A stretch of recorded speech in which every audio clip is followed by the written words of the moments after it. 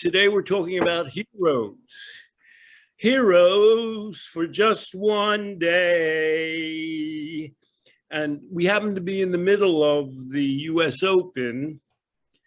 And people have noticed that there are 3 teenagers going through to the round of 16. Only one of them is going through to the quarterfinals. I think only one has now gone to the semifinals. And that person is Leyland Fernandez. And here's the New York Times title of the fact that 3 teenagers have gone so far. Here's the title of their article, Zach. The teenagers are taking over tennis. That might not end well. It's kind of negative, don't you think? Certainly. 3 teenagers advancing to the round of 16 and the quarterfinal. I get confused what we're up to. Leyla Fernandez, Carlos Alcaraz, and Emma Raducanu. It's been exhilarating. By the way, is there something that strikes you about those 3 names? They're not homegrown American names. Is that right? Is that we're getting that? None of them are Americans. No American, for the first time in 100 years, the US Open tennis has been going on for a long time, has made it through to the quarterfinals. There are 2 Canadians in the quarterfinals. Alcaraz is Spanish, Fernandez is Canadian, and Raducanu is British. I think she was born in Romania. So why 100 years? And this is the first time no American has made it through the quarterfinals. Mm-hmm. We could think about that, couldn't we?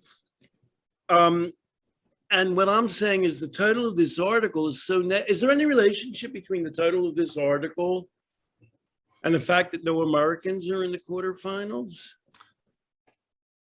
Yes, there's a sort of a giving up when things are rough attitude that we Americans have, or that we deserve calm waters. I mean, a lot of people are talking about a crisis in American spirit right now. There used to be, this is a little before your time, the Horatio Alger story, which is of a young boy who makes it all the way up and through success and hard work becomes a great success. Well, that story, that story is no longer true.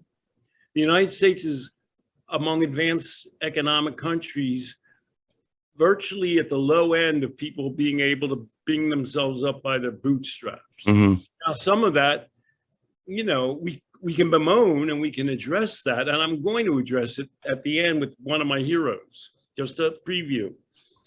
But something's going along with that. We've deflated the American spirit.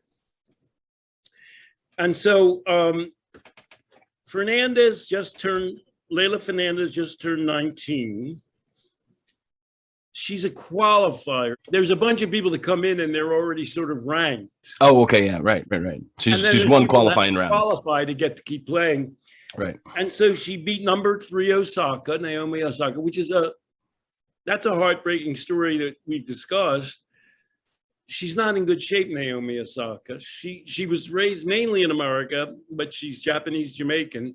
She plays for Japan, and her spirit's broken. Mm-hmm. And we're not going to talk about that. We don't want to dwell on it, and it's not our place to understand what can be done about it. After that match, Osaka was ranked number 3. She cried. Then Fernandez beat number 16 Kerber, number 5 Svitolina,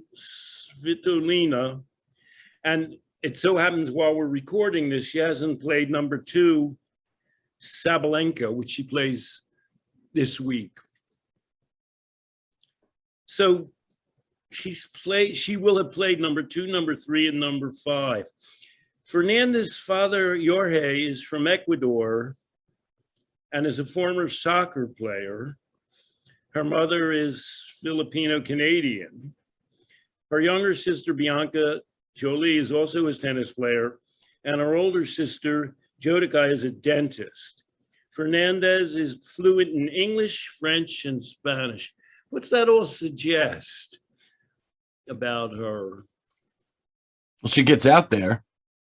Is that enough? Her her family's from all over, and they're all there except for her father. She doesn't have a coach there. Her father calls her.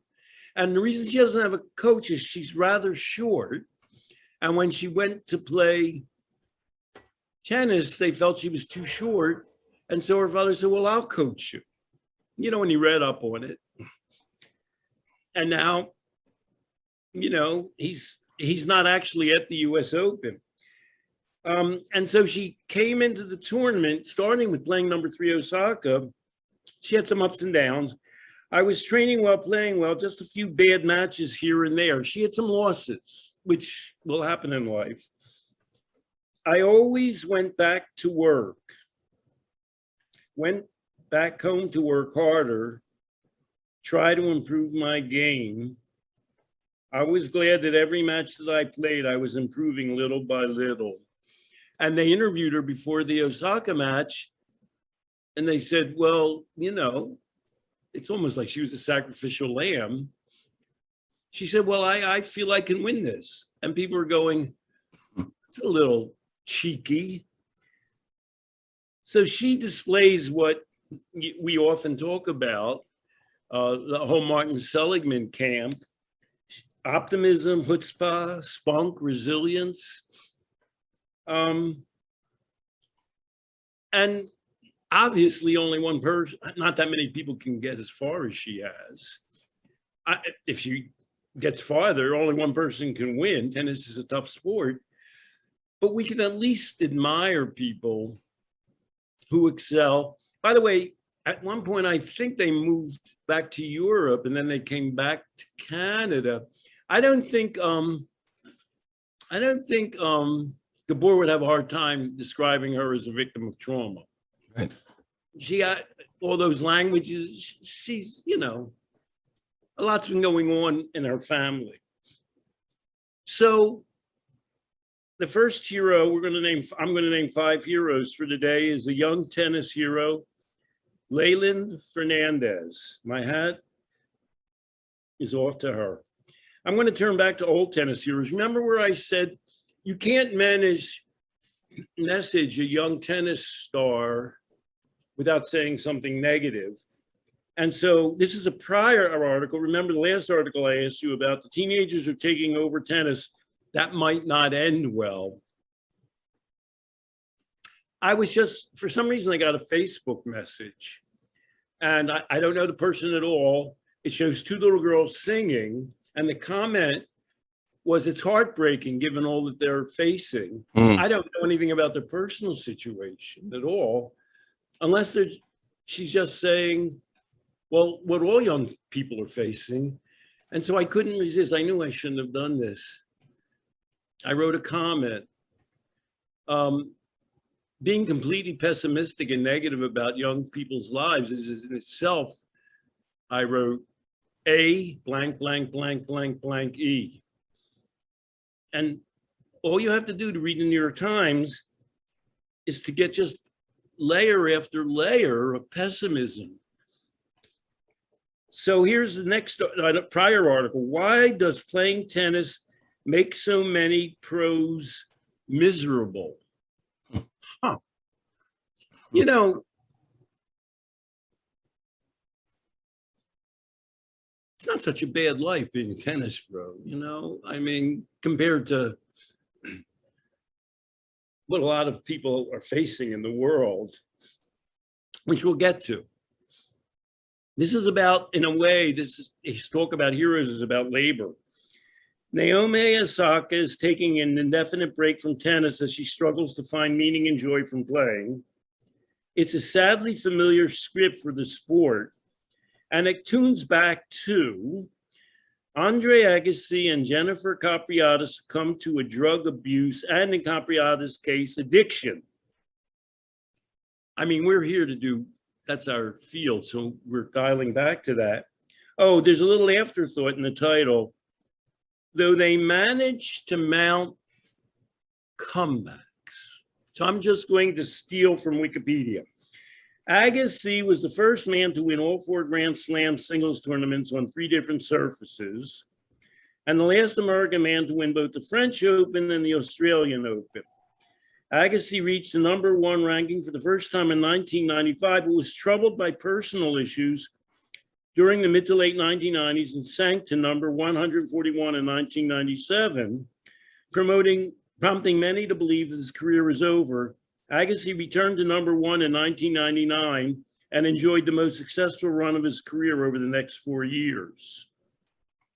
I remember that. I remember Agassi. I don't know where he was interviewed, but he said something like, on my return to tennis, I have a different mindset when I hit the clay, and it's something like, I'm going to give it my all. And, you know, I'm not going to be preoccupied by the idea that maybe I'll lose, because at the end of the day, whatever happens here, I get to go back to my family, you know, live my life. It's a blip in the radar. So now I'm just enjoying myself.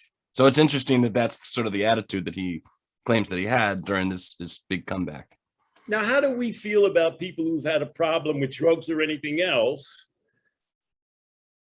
And he was so young, man, he was in his 20s. Mm-hmm. How do we view that? I mean, they are viewing that as like a mark for life. Right. But we don't count that. I mean, we don't want anybody to be a drug abuser or whatever that is, or have addiction problems.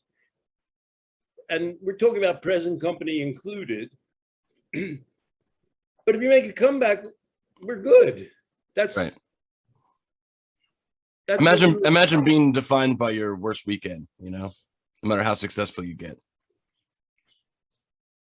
And so the fact that he had some problems and then he came back to become #1, I mean, you know, 5 or 6 years later, not only are we good, but he's our hero. Right. And then Capriati set a number of youngest ever records at the start of her career. She made the professional debut at the age of 13 years, 11 months. She reached the semifinals of the French Open in her debut and later became the youngest ever player to reach the top 10 at age 14. Her personal struggles during this time, including arrests for shoplifting and possession of marijuana, were well documented by the press.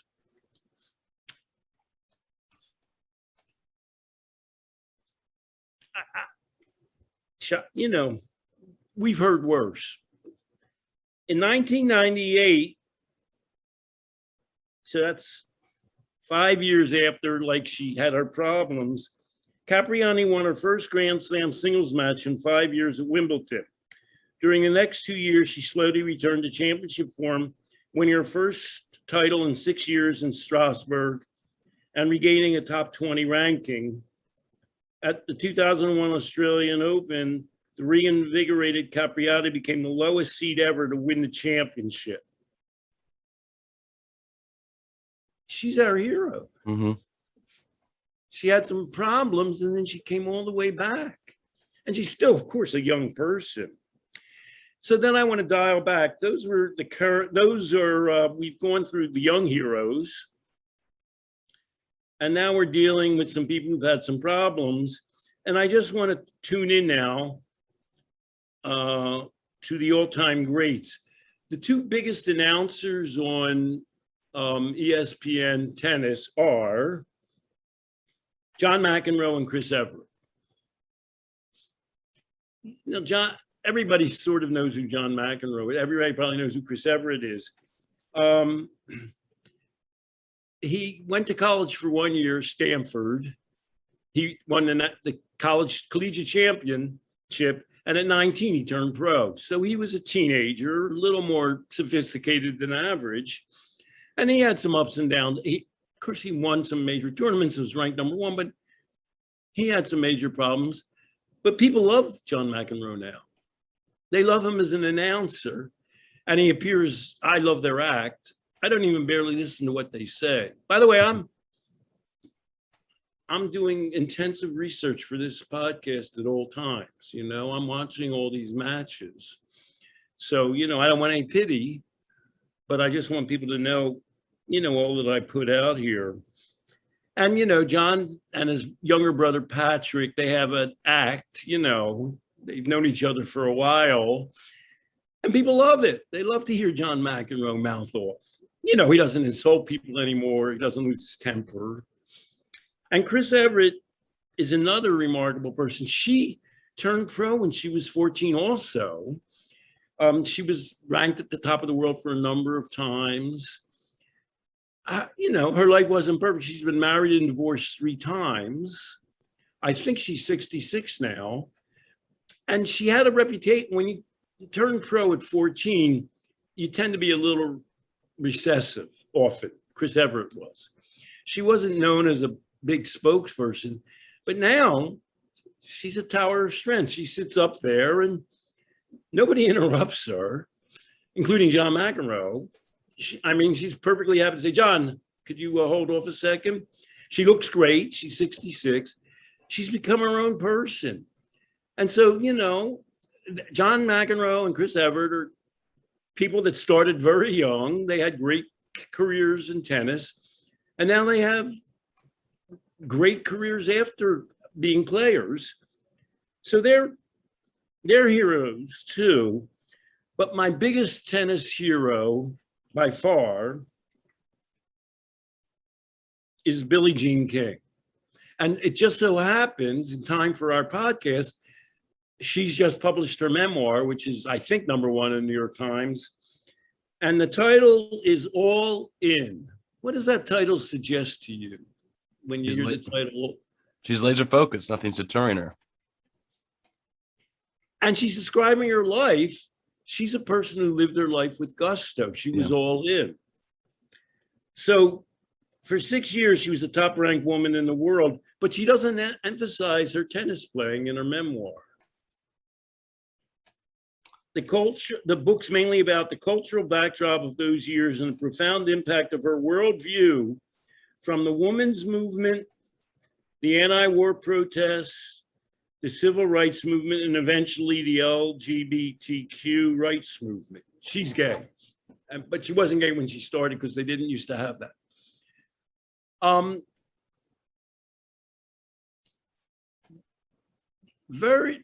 There aren't many top of the world athletes, the best in the world, whose main focus in their life is equality for, you know, gender and sexual preference and race and everything. There are some, but not like her. I mean, all in is a good way to describe her because I feel like what I know about her. I mean, she's just always lived her life that way.